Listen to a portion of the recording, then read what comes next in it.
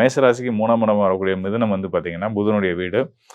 3ஆம் இடம் அப்படின்றது வந்து விடாமுயற்சி, நம்மளோட ஆசை, விருப்பங்கள், போராட்ட குணம், இது எல்லாத்தையும் தைரியம் இது எல்லாத்தையும் சொல்லக்கூடிய ஸ்தானம்.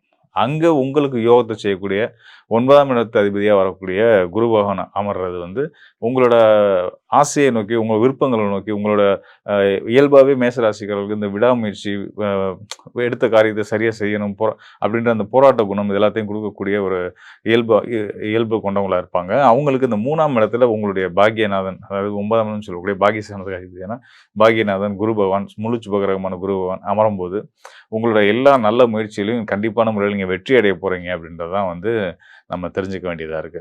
அதாவது நம்ம அந்த வக்ர நிலையில இருக்கக்கூடிய இந்த 119 நாட்கள்ல நீங்க என்னென்ன காரியங்கள், புது புது முயற்சிகள்லாம் தாராளமா தைரியமா எடுக்கலாம். கண்டிப்பா அதுல எல்லாத்துலயுமே வெற்றிகள் கிடைக்கும். ஏற்கனவே நீங்க ஒரு விஷயத்துல அடையணுன்றதுக்காக போராடிட்டு இருப்பீங்க.